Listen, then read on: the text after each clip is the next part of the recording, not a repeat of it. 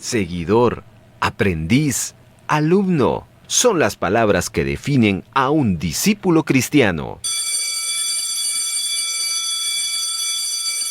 Radio Bea abre el salón de clases y tiene listos los escritorios para que los discípulos se sienten y con su Biblia en mano y su libreta de notas para apuntar, comencemos el programa El Discipulado.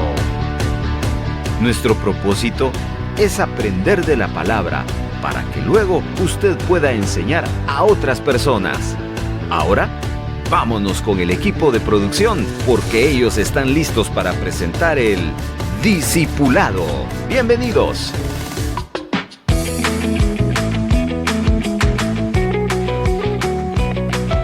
Nos da mucho gusto poderles saludar. En este momento comienza ya el Discipulado por Radio Bea en el 1570 AM y en nuestra aplicación Radio Bea AM y por supuesto en nuestras redes sociales que se incorporan para poder bendecir a quienes por alguna razón no pueden escuchar en directo este programa. La semana pasada, en el último episodio de la temporada 2, hablamos sobre que son muy felices aquellos siervos a los cuales su Señor cuando venga halle velando. Fue una bienaventuranza la cual en Lucas capítulo número 12 versículo 37 el Señor Jesús anunció aquello a sus discípulos para animarles a ser fieles servidores porque esa es parte de ser feliz. Hoy nos vamos a poner a analizar una bienaventuranza del Antiguo Testamento. Vamos ahí haciendo la dinámica de uno para el Nuevo, otro para el Antiguo. ¿Por qué? Porque la serie se llama Las Bienaventuranzas de la Biblia. Quiero decirle como introducción que hoy aprendí algo muy importante que tiene mucho que ver con el tema de las bienaventuranzas. No olvide que la bienaventuranza se puede traducir de muchas maneras. En la parte textual se denominan bienaventuranzas, pero esta es una palabra que puede decirse como dichoso o feliz. Y esa palabra quiero tomarla por el aprendizaje que hoy aprendí. Hoy venía escuchando a una conferencia matrimonial y hubo una afirmación muy interesante que me conectó con la idea de las bienaventuranzas para hoy. Y es que el conferencista decía, uno de los errores más típicos de un hombre o una mujer a la hora de casarse es casarse para ser feliz. Y decía el conferencista, eso es un grave error. Uno no se casa para ser feliz. Cuando usted se casa o inicia una relación buscando la felicidad, ya la regó. Porque usted ya debe de ser feliz o ya debe de estar disfrutando de la felicidad fuera de lo que una relación con otra persona le pueda conceder. Entonces, ahí animaba el conferencista, no olvide que le da la felicidad a cualquier persona, en cualquier edad y en cualquier contexto, es Dios. Y eso fue lo que me conectó con las bienaventuranzas, porque las bienaventuranzas son una proclamación de felicidad. Dios quiere que seamos felices. Ahora, recordemos que el mundo proclama la felicidad en base a lo que uno puede llegar a tener. Usted tiene una buena cantidad de dinero en su cuenta, pues usted se siente feliz. Usted tiene una buena familia, usted se siente feliz. Pero ¿qué pasa aquel que no tiene dinero? ¿Qué pasa con aquel que su familia no es una familia normal? Se siente infeliz. Entonces viene Dios y dice, momento, no busques la felicidad en esos aspectos de vida. Deberías de aprender a ser feliz a mi manera. ¿Y cuál es la manera de ser feliz para Dios? Pues las bienaventuranzas que hemos estado compartiendo. La de la semana pasada hablaba de aquel que aprende a ser fiel, va a ser feliz. Vaya que si no en este tiempo necesitamos esos valores y principios de vida, tanto en los hombres, en las mujeres, en las familias, en todo ámbito. Y hoy nos vamos a topar con una bienaventuranza que está en el Salmo 89:15, que cita en la versión tradicional: bienaventurado el pueblo que sabe aclamarte, andarán, oh Jehová, a la luz de tu rostro.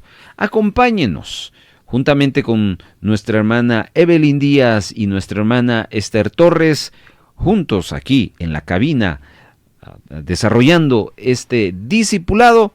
Estoy seguro que vamos a tomar un buen tiempo. Bienvenidos y regresamos. Un simpatizante del Evangelio vive de sus emociones. Un discípulo de Cristo vive de convicciones. Está escuchando El Discipulado.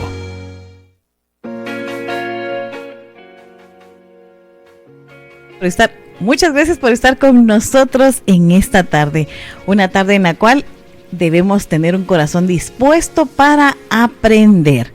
¿Qué es importante que usted escuche? Bueno, la palabra del Señor, porque eso nos va a ayudar a crecer cada día más espiritualmente. Hermana Esther, buena tarde. Buenas tardes, bienvenidos todos al Discipulado.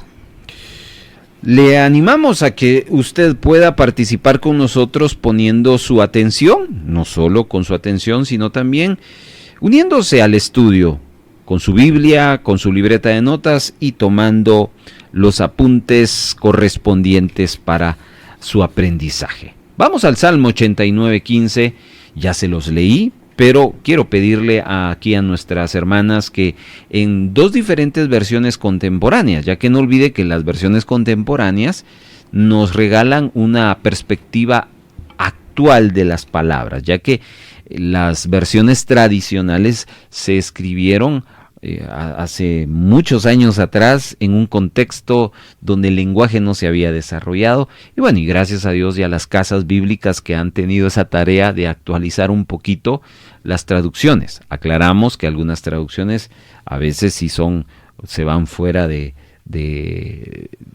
se nos van muy por arriba o muy por abajo de lo que es el texto original, pero esa es la riqueza del estudio, y por eso estamos, y este tipo de programas nos ayuda a desarrollar esas conclusiones. En la versión Dios habla hoy, el Salmo 89:15, que contiene esta bienaventuranza, cita de la siguiente manera: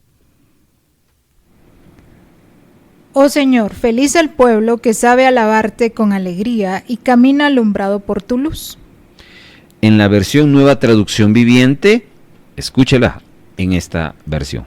Felices son los que oyen el alegre llamado a la adoración, porque caminarán a la luz de tu presencia, Señor. Y en la versión tradicional se la recordamos: bienaventurado el pueblo que sabe aclamarte, andarán, oh Jehová, a la luz de tu rostro. Note que por primera vez aquí hay una bienaventuranza que no tiene que ver con alguien en individual, ¿ya? Sino aquí ya involucra a un conglomerado. En este caso habla del pueblo. Bueno, vamos entonces al análisis, queridos oyentes, de este texto y la exégesis que siempre les recomendamos a los estudiantes de la Biblia. No olvide que este texto, esta bienaventuranza, la dijo alguien con un objetivo, con un contexto, con una razón, con un porqué, con un para qué. Y la exégesis nos ayuda a descubrir eso. Si no hacemos exégesis, vamos a hacer eisegesis, que es que muy superficialmente vamos nosotros a dar nuestra opinión de algo que quizás no quiso haber dicho el escritor, que es lo que normalmente hacemos cuando no hacemos un estudio serio, profundo de un texto o una historia bíblica. Así que hoy le animamos a unirse a nosotros. Vayamos y descubramos entonces quién fue el que proclamó o declaró esta bienaventuranza. Salmo 89:15. Y bueno, ya le habíamos anunciado a usted en programas anteriores, porque ya es el tercer salmo que estamos estudiando que contiene una bienaventuranza, que los salmos fueron escritos por varias manos. Ya usted debe de saber que no solo fue David. David es el que más se menciona por alguna razón. Ya quizás son los que más leemos o más estudiamos, pero Salomón tiene varios, Moisés tiene varios, y hoy vamos a descubrir que este salmo ni lo escribió David, Salomón, Moisés, no lo escribió Emán, Jedutum, Asaf, etc. Lo escribió alguien que se llamó Etán. Y se le agrega el origen, Etán Ezraíta. Hay algunas versiones de la Biblia, estas referencias textuales muy difícil van a aparecer en las Biblias electrónicas. Cuando usted tiene su Biblia de papel, ahí sí nos regalan esas referencias. Por eso ahí sí, bienaventurados los que todavía utilizan las Biblias de texto, porque ahí aprecian esos detalles que ya en las Biblias electrónicas son muy puntuales, ¿no? Nos ponen ahí el texto y ya solo. En cambio, las de texto en papel nos regalan esos detalles. Y hay algunos salmos en las Biblias de texto que aparece antes del título, en la parte de arriba, nos regalan una referencia. Si usted tiene ese tipo de Biblia, ahí va a encontrar el autor de este salmo, que es Etán Ezraíta. ¿Y quién es ese, hermano? Bueno, este era un personaje que, pues obviamente poco conocido. Quizás por primera vez estoy escuchando a este personaje que es el autor del Salmo 89. Pero ¿qué le parece que, bueno, mejor vamos a la palabra y dejemos que la palabra nos conteste? Primer libro de Reyes, capítulo número 4, versículo 31. Aún fue más sabio que todos los hombres, más que Etán Ezraíta, y que Emán, Calcol y Darda, hijos de Maol, y fue conocido entre todas las naciones de alrededor. Acá el escritor de este libro de Reyes está hablando de Salomón y está admirando la sabiduría del rey Salomón, ¿ya? Y entonces dice, no hemos encontrado alguien más sabio que Salomón, ni siquiera, y entonces nombra una serie de personajes que para ese tiempo histórico eran muy sabios.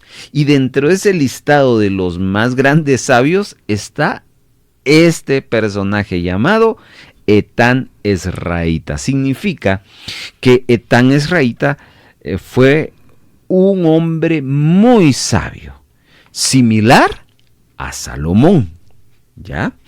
Decir que Salomón no fue el único sabio. Por lo menos Esther, en ese pasaje de Primera de Reyes, capítulo 4, versos 31, nos da referencia de 4 hombres cuya sabiduría era considerable, muy grande, pero esa sabiduría fue superada por la de rey Salomón. Eso tampoco demerita el hecho de que estos 4 personajes, que dentro de ellos está Etán Ezraíta, pues fuera menor. Si la Biblia dice que Etán, que Emán, que Calcol, que Darda eran sabios, es porque eran sabios. Entonces partamos de ahí.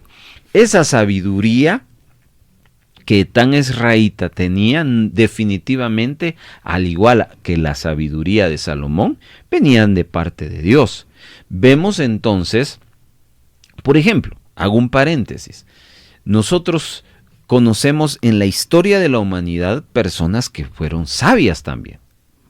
¿Qué me dice? ¿Quién no ha ido a hablar de, por ejemplo, de Sócrates, de Aristóteles, griegos? Nada que ver con la Biblia, pero sí con la historia, ¿ya? Pero la historia los registra como grandes pensadores, hombres sabios, los reconocen. ¿Y qué decir más ya de estos tiempos actuales? ¿Cómo se llama? Se me escapó el nombre del gran matemático judío que hasta varias fotos hay de él. Baldor. No. Es uno de ellos, pero Uno de- bueno, ahí se nos va a venir el nombre de este personaje, Einstein, Albert Einstein, ¿ya? ¿Qué inteligencia la de este hombre? Creador de varias teorías, creador de varios inventos, Graham Bell, etcétera, etcétera. Hombres que han tenido una sabiduría. Y ojo, la mayoría de estos hombres, en el caso de Einstein, un hombre judío, pues lo vinculan mucho a que tenía una relación con Dios. Bueno, no lo sabemos, solo Dios lo sabe, ¿va? Pero, ¿cómo sabemos que estos 4 hombres no fueron un Sócrates? Simplemente conocedores de algo, de temas. Y la respuesta es simple. Si Dios le permite ser parte del gran listado de personajes que tuvieron el honor de escribir un pedazo de la Biblia, significa que había temor del Señor en su corazón. Estoy hablando de, en este caso, de Etán Ezreíta, que los eruditos le dan la autoría del Salmo 89. Dios dijo, a ver, ¿a quién pongo para escribir el Salmo 89? Estoy pensando en alto y haber dicho, bueno, David, ya tenés muchos. Salomón también. A ver, Etán. Y lo escoge a él, lo inspira. Y todo el Salmo, que si me hacen favor de ver cuántos versículos contiene. 52. 52 versículos. Imagínense ustedes, qué honor es que esos 52 versículos Dios se los haya inspirado a un hombre que no solo tuvo una sabiduría similar a la de Salomón, sino también tuvo temor al Señor. Así que ahí descubrimos que quien declaró esa bienaventuranza, Etán Ezreíta, claro, inspirado por Dios, dirigido por Dios, porque no olvidemos que el autor, el que inspiró toda la escritura, fue Dios. Él fue el que dio soplo de sabiduría en todos los autores que existen, que no fueron 66, fueron más. Porque solo el libro de los Salmos hay bastantes escritores de la Biblia. Bueno, entonces, como dice usted, es primera vez que escucho ese nombre, Etán. Etán, por si usted anda buscando ahí nombre a su muchachito, usted que acaba de dar a luz, este es un nombre muy bonito, Etán. Etán. O como en inglés le llaman, Etán. Etán. Ezreíta. Ezreíta. Me imagino que tiene que ver con un lugar. No sé, sería yo imprudente decir, quedan... No, pues eso es parte Pero está interesante el nombre. Y saber que alguien más, como dice usted, más conocido, David, Salomón, ¿verdad? Son más conocidos. Etán. Fíjense que efectivamente, eso es solo cuando uno hace exégesis. ¿Dónde está Etán? Cuando uno hace una exégesis bíblica va descubriendo eso. Pero cuando uno no hace exégesis de la Biblia, pues no pasa de la letra, que claro, es una bendición, no lo vamos a meditar. Pero esa es parte ya del crecimiento que uno tiene que desarrollar. Otro detalle, antes de irnos a quién le escriben este salmo y esta bienaventuranza, es que este Salmo 89, escrito por Etán Ezreíta, en su encabezamiento aparecen algunas versiones. Dudo yo que las electrónicas lo tengan. Ahí sigo apelando a las versiones de papel, de texto. Aparece algunas como un salmo masquil. Un salmo masquil. ¿Y qué es eso de un salmo masquil? Eso iba a preguntar, tenía duda, porque aquí en la Dios habla hoy. Bueno, igual en Reina Valera dice masquil de Etán Ezreíta. Ahí está. Bueno, en la Dios habla hoy dice instrucción. Ahí está. La palabra masquil significa instrucción. Ya. Es decir, que aquí hay un salmo, no olviden que un salmo es una alabanza.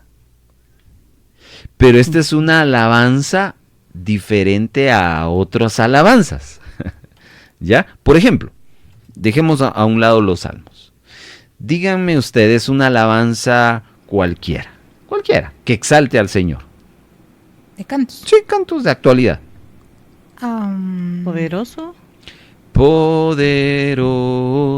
Esa es una alabanza que lo cantamos en las iglesias. Ok.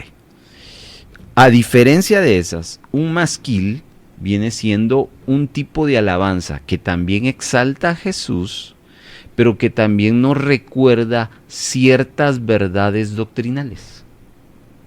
¿Ya? Por ejemplo, Te deja una enseñanza. más que una enseñanza, es una verdad doctrinal. Por ejemplo, una verdad doctrinal es que ¿quién me puede dar perdón?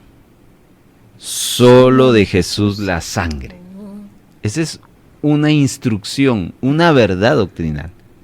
Un masquil. Un masquil. Ya,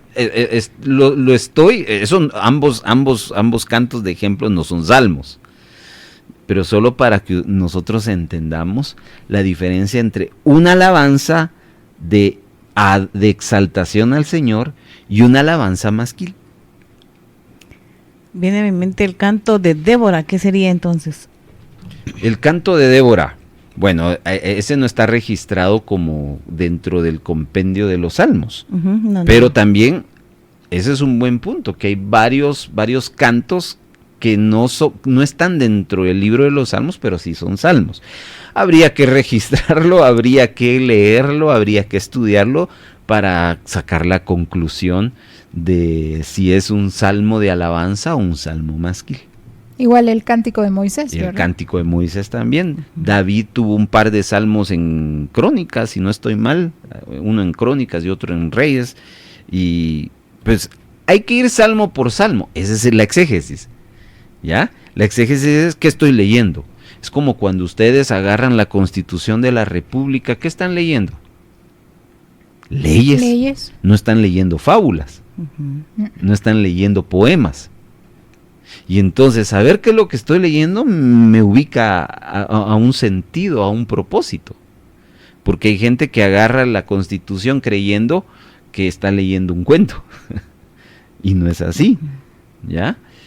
Cuando yo agarro un texto y sé que ese texto tiene que ver con instrucción, con instructivo, es como cuando ustedes compran un aparato y dentro del aparato viene su instructivo. Entonces, ¿ustedes qué esperan leer ahí? Las frases, un vocabulario muy técnico, etcétera, etcétera, pero ustedes digámoslo así, se ponen en contexto, ¿verdad? Lo mismo es cuando uno lee las escrituras. Cuando uno lee un salmo masquil, se va a dar cuenta que tiene ciertas características de instructivo, a diferencia, por ejemplo, del salmo 100, cantad alegres a Dios, habitantes de toda la tierra, ¿verdad? Etcétera, etcétera. Bueno, entonces, ¿quién escribió este Salmo 89 y por lo tanto hizo esta declaración de la bienaventuranza? Etán Esraíta. Vamos entonces al siguiente.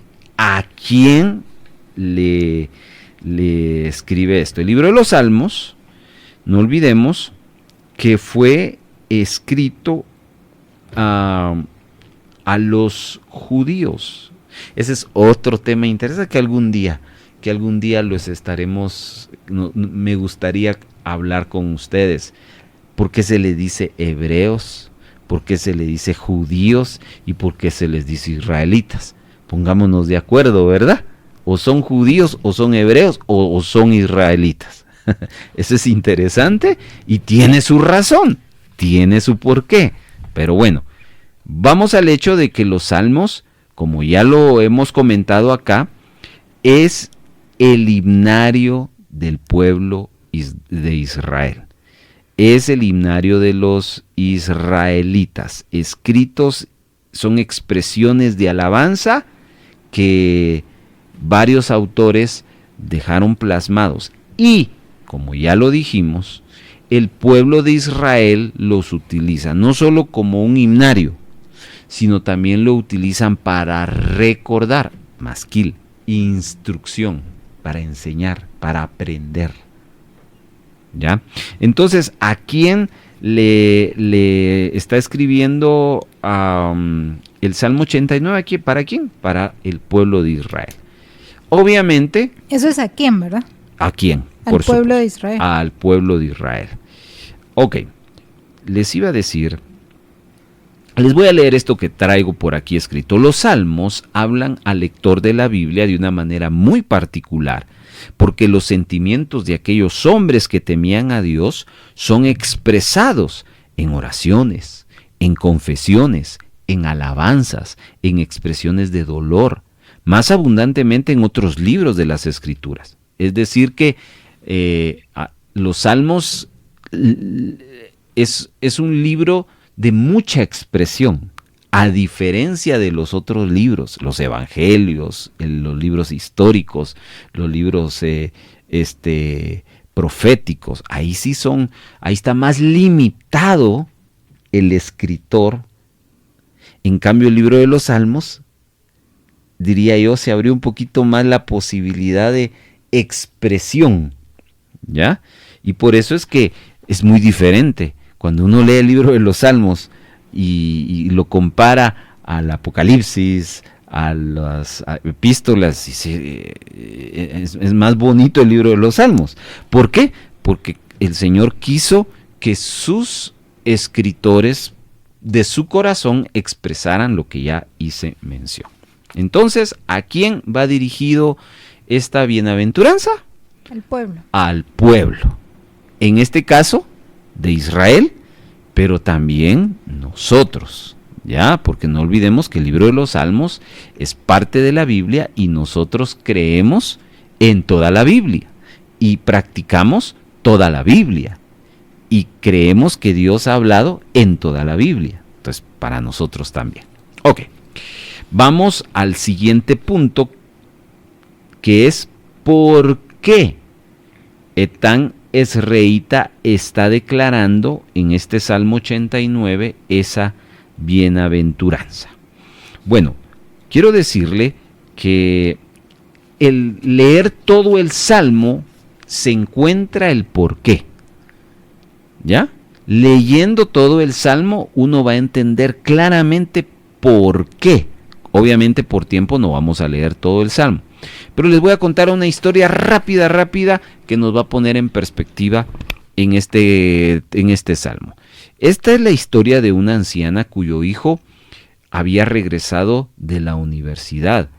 Estaba sentado a la mesa cierta mañana y se ponen a conversar. Y su mamá le estaba contando lo maravilloso de Dios y de la fidelidad de Él, cómo Él la había salvado y ella se siente gozosa de su salvación. Resulta ser que aquel hijo ya universitario, ¿no? Ya graduado y todo el asunto, pues no estaba de acuerdo con lo que la mamá, la abuelita en este caso, estaba contándole, porque ya este muchacho pues ya tenía otras ideas, otros pensamientos. Entonces este muchacho le dice a la abuelita: mira, tu pequeña alma no vale para nada, le dice. Es muy pequeña comparada con este gran universo. Eso le dice este joven a la anciana, que se sentía privilegiada de que Dios le haya salvado el alma, y se lo estaba expresando a este joven.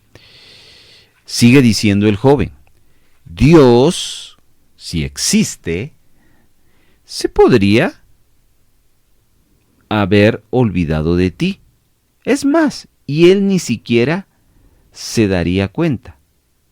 Es decir, que este joven le estaba refutando la existencia de Dios y la existencia de la obra salvadora a su abuelita. Y sigue este muchacho: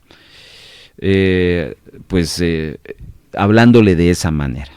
Una vez que hubo terminado de hablar el muchacho y la ancianita escuchó todo lo que el muchacho le estaba diciendo, la anciana replicó: hijo, he estado pensando en lo que me has dicho y quizás tengas razón, le dice. Quizás mi alma no tenga demasiado valor. Pero si yo pierdo mi alma, escuchen lo que les voy a decir, dice la ancianita, pero si yo pierdo mi alma, Dios va a perder mucho más de lo que yo pierdo. Y él le dijo: ¿cómo así, abuelita? ¿Qué quieres decir eso? Bueno, entonces ella le replicó: si yo pierdo mi alma, Dios perdería mucho más, porque Dios perdería su reputación, su palabra. Porque si Él dijo que me iba a salvar, entonces Él me va a salvar.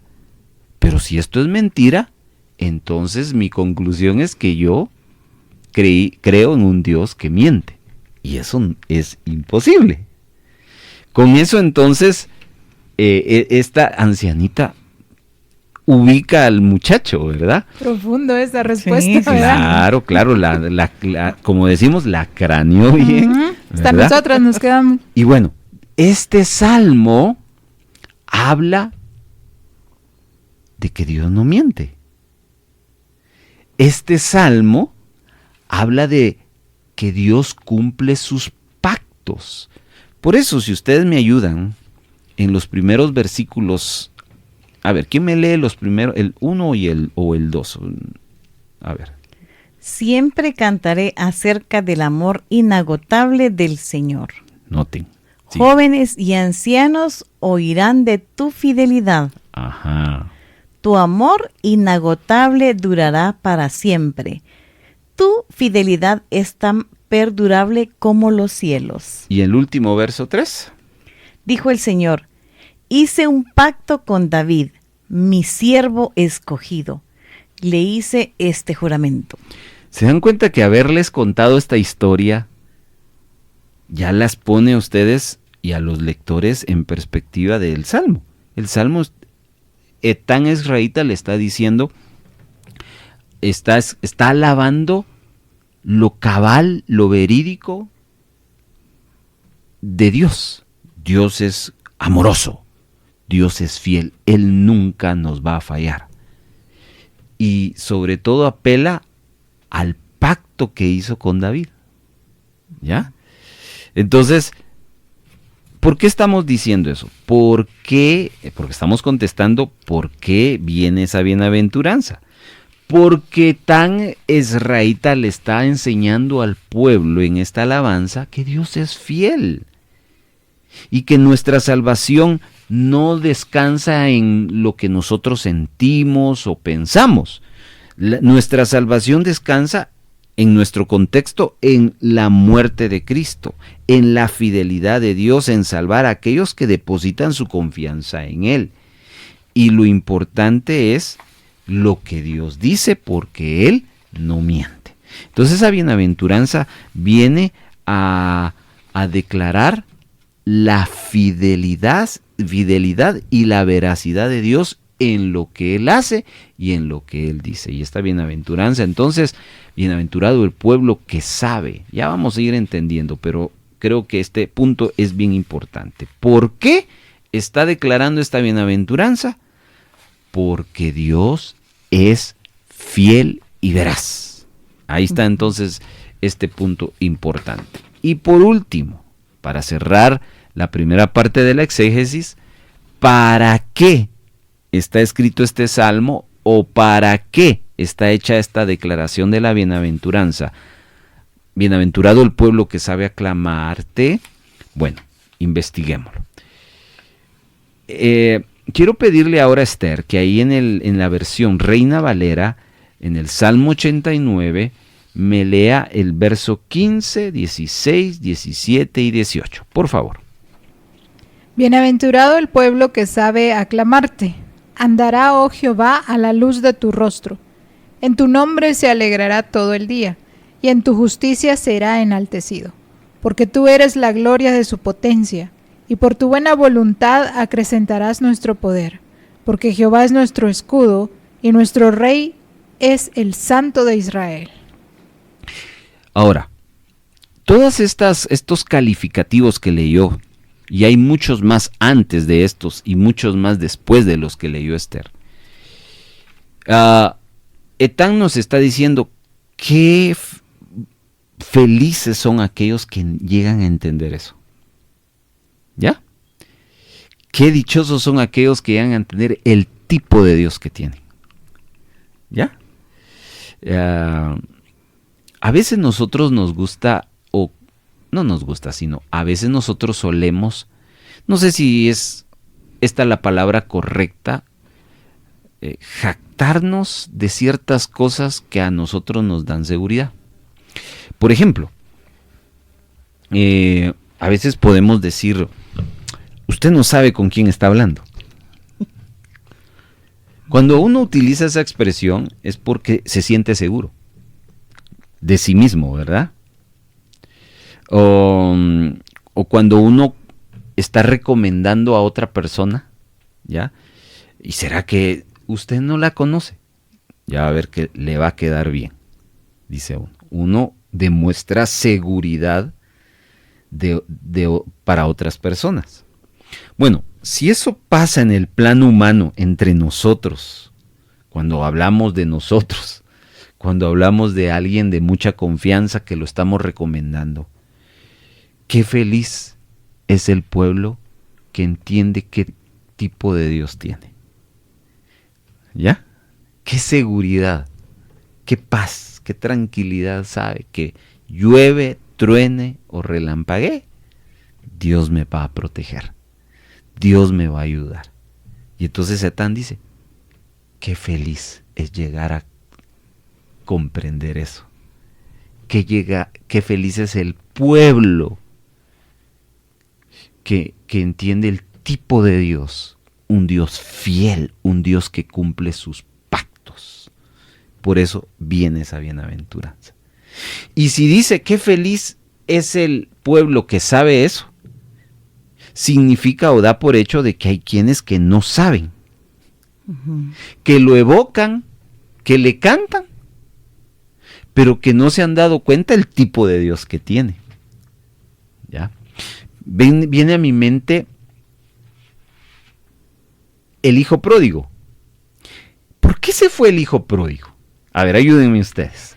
¿Por qué se iría el hijo pródigo? ¿Será que tenía un mal padre? Quería más de lo que tenía. Quería ir a experimentar. Pero, ¿tenía un mal padre? No tenía. ¿Por qué dicen que no?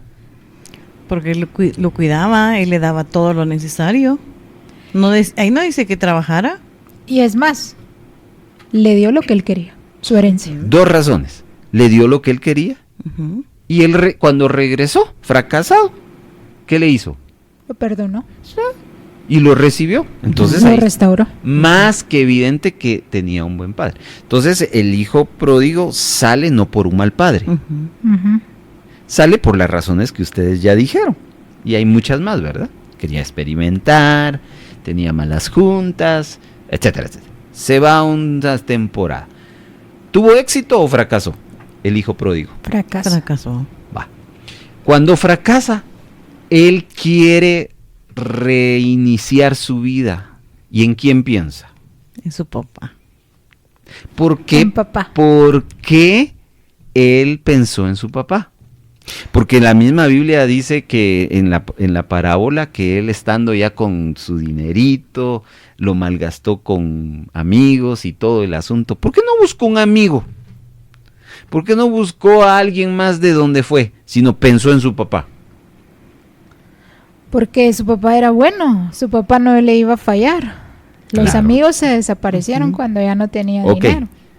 Esa prueba le llevó a conocer el tipo de padre que tenía. Y llegó a la conclusión que tenía un buen padre. Y no se equivocó.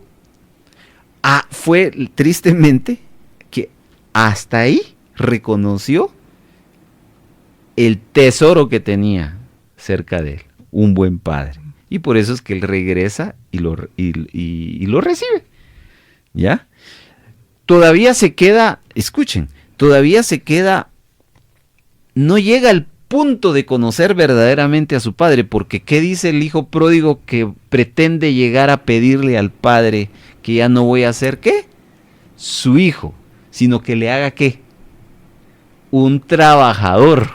Sí, que lo tome como uno de sus jornaleros. Va, él decía, de plano mi papá va a estar enojado, pero por lo menos que me acepte como su peón. Como su peón, pero qué equivocado estaba. Se quedó corto, no sabía el tipo de padre que tenía al 100%. O sea, lo abrazó, lo restauró. Lo vistió, le puso anillo. Sí. Va. Y esa parábola no solo nos habla de un hijo, nos habla de 2 hijos. El hijo que se fue y el hijo que se quedó. ¿Y qué pasó con el hijo que se quedó? Estaba enojado. Estaba bravo.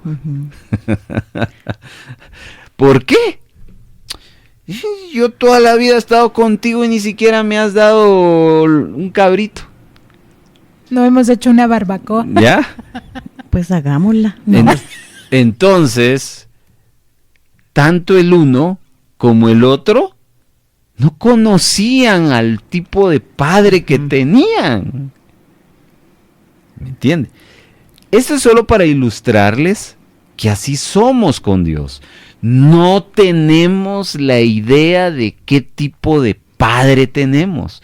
Por eso es que Etán Ezraíta en el Salmo 89, verso 15 dice, ¡qué feliz, qué dichoso el pueblo que sabe aclamar a su Dios!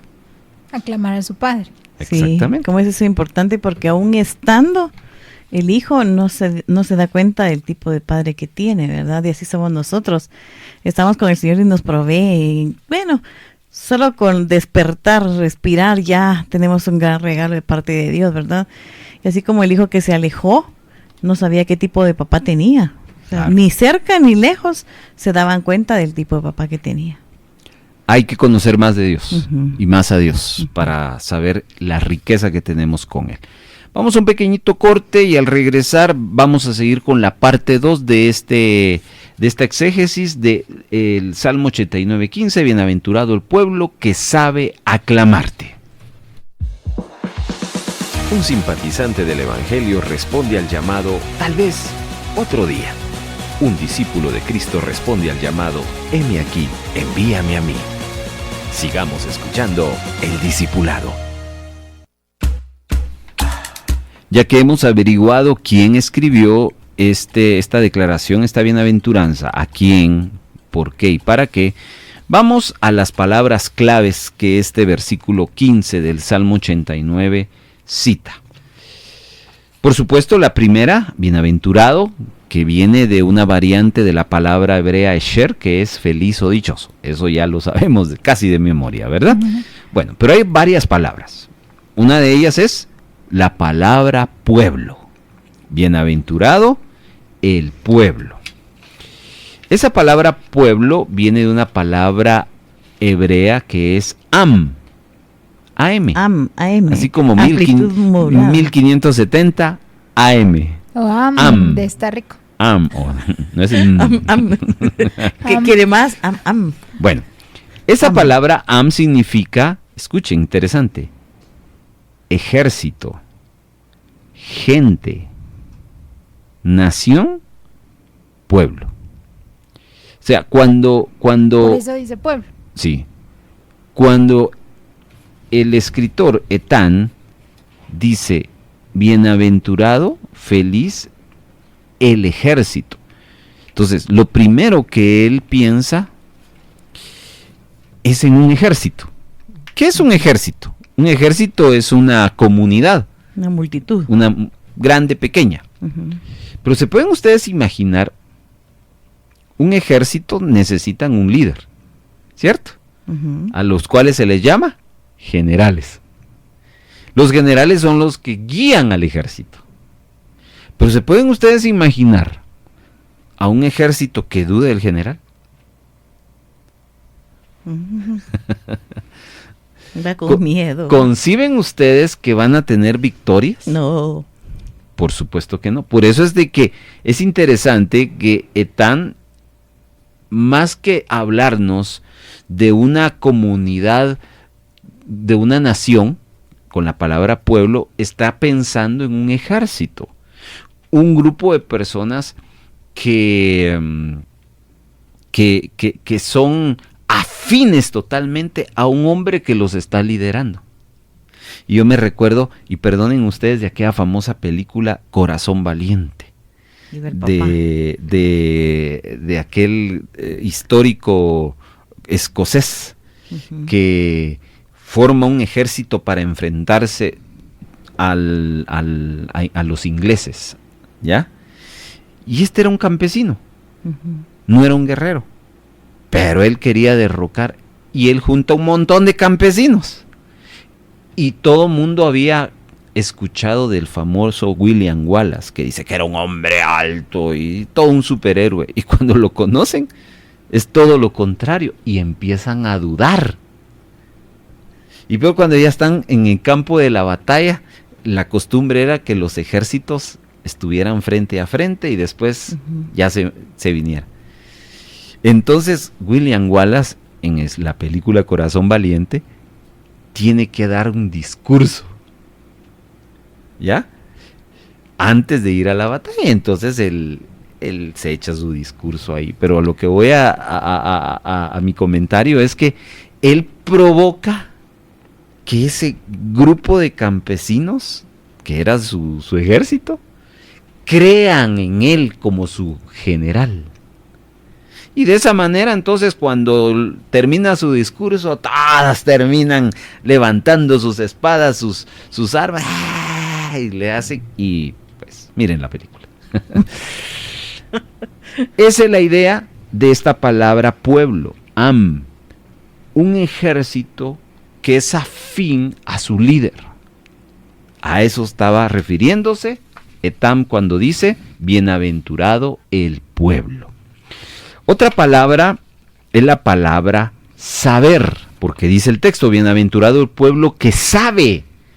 Y esto es más interesante todavía, y perdonen que me emocione porque de verdad yo me gozaba en este estudio. La palabra saber, el verbo saber, es de una palabra hebrea que es yadá. Y yadá significa discernir, examinar. Entonces, cuando Etán estaba diciendo qué feliz son aquellos, ese grupo que discierne, y la palabra discernir no es algo superficial. Cuando, a ver, pregunta para las dos. Cuando alguien le dice a ustedes disciernan, ¿qué les está queriendo decir? Piensen. ¿Que expliquemos? Disciernan. ¿Conocer? No les está hablando de algo superficial. Les está diciendo que profundicen en su conocimiento para llegar a saber. ¿Ya? Hay gente que sabe, por ejemplo, de que Jesús salva. El problema es, queridos hermanos, es que esa es una verdad que puede ser muy superficial, pero que tiene una profundidad. Hay que discernir esa verdad, y es en el momento en que uno discierne esa verdad que uno va valorando lo que significa realmente que Jesús es mi Salvador. Otra forma de entender discernir es examinar, ¿ya? Por ejemplo, cuando ustedes agarran, les mandan una carta de aquellas famosas textos largos que ya muy poco se utilizan, pero antes, cuando mandaban las cartas en papel, uno tenía que tomarse el tiempo, ser muy cuidadoso y examinar frase por frase. Es lo que estamos haciendo ahorita. Este ejercicio de hacer exégesis, de investigar qué significa cada palabra, estamos haciendo yadá, estamos discerniendo, estamos examinando. Y solo aquel que examina discierne, puede distinguir entre lo que es bueno y lo que es malo, entre lo que es correcto y entre lo que es incorrecto. Por eso es que no es un saber meramente, ahí está Dios, sino es una experiencia y es lo que dice el Salmo 1, aquel que medita de día y de noche, que piensa, que examina, que profundiza, entonces puede llegar a conocer verdaderamente. Eso significa la palabra saber, discernir. Y está aquí en este pasaje, bienaventurado el pueblo que yadá, que examina, que discierne, que profundiza. Sigamos, ya estamos en los últimos minutos. Que bienaventurado el pueblo que sabe aclamarte, y ahí nos vamos a quedar. Aclamarte, esta es una palabra, una expresión hebrea que es terúa, que significa, y ahorita van a entender, grito de batalla. ¿Por qué lo expone como grito de batalla? Aquí no está hablando de un grito de júbilo, como dicen en nuestras congregaciones. ¿Cuántos dan un grito de júbilo? No, este es un grito de batalla, porque ya entienden de que Etán no está hablando de un conjunto de civiles, está hablando de un grupo de militares, de ejército que conoce a su líder, ¿ya? Y entonces aquí nos habla, hay otra traducción que dice, terúa no solo es grito de batalla, sino es toque de trompeta como alarma. En los ejércitos, vayamos otra vez a la época medieval, en esos ejércitos y en esas batallas, ustedes saben que los ejércitos tenían que llevar, aparte de sus armas, tenían que llevar trompetas y estandartes. ¿Ya? ¿Por qué estandartes? Porque con los estandartes, como se unían los dos ejércitos y empezaban ahí a hacer para saber quién era quién. ¿Cómo iba usted a saber si su ejército estaba victorioso? Uh-huh. Porque un estandarte caía significaba, ya nos ganaron. Pero un estandarte subido es que todavía estamos prevaleciendo. Uh-huh. ¿Me explico? Pero llevaban también trompetas. Y las trompetas tenían un propósito. Era porque el trompetero tenía diferentes toques. Toques que eran instrucciones de líneas de batalla. Por eso no está de más cuando ustedes han escuchado era un toque de batalla. Habían muchísimos más que solo los soldados discernían, entendían, comprendían que era momento de rodear, era un momento de correr, era un momento de dar lo último. Toque de batalla. A eso se refiere la palabra terúa, aclamarte. No está hablando de un cántico, está hablando de un discernir, está hablando de un entender. Y aquí pues es una aplicación muy simple, es que Dios espera que nosotros alabemos con nuestras emociones, pero también con nuestro entendimiento. Es triste muchas veces que estamos cantando cosas que no tienen significado para nosotros, ¿verdad? Y que no entendemos. Eso es lo peor, ¿ya? Que no entendemos. Por eso aquí en Radio Vea nos gusta analizar mucho los cantos, porque queremos experimentar, conocer más de Dios a través de. Y ponemos en práctica el significado yadá. Exactamente. Muy bien. Discernir. Excelente. Entonces, hermanos, ya para ir cerrando este episodio de las bienaventuranzas, ¿qué podemos decir? Qué feliz, qué dichosos seremos que como parte de su pueblo, de su ejército, podamos discernir y conocer al Dios que tenemos. Cuando llegamos a tener esa experiencia, vamos a ser más felices todavía. Pero mientras nosotros no tengamos esa experiencia de discernir, de hacer diferencia, pues vamos a tener, no vamos a vivir lo que el Señor quiere que nosotros vivamos. Qué importante es esto, hermano Carlos, porque se nos dice que Dios es proveedor, nuestra paz, pero ¿cómo lo vamos a experimentar? En medio de batallas, luchas que estemos viviendo, ¿verdad? Es importante conocer más del Señor. Sí, ahí vamos a saber que Él es nuestro Padre, que está atento para cuidarnos. Y que Él es fiel. Él es fiel porque todo el Salmo está conectado con el verso 15. Etán nos está mostrando a un Dios que no cambia, a un Dios que no dice mentiras, a un Dios que cumple sus pactos, sus promesas, y entonces en ese sentido, pues somos felices, somos dichosos el momento que llegamos no a saberlo, sino a entenderlo, a discernirlo. Queridos hermanos, ha sido una bendición volver a haber estado acá con ustedes. No se pierdan todos los viernes aquí en el 1570 AM y como también en nuestra radio en línea, este discipulado, segunda temporada, las bienaventuranzas de Jesús. Hasta la próxima. Esta fue una presentación del equipo de producción de Radio Bea.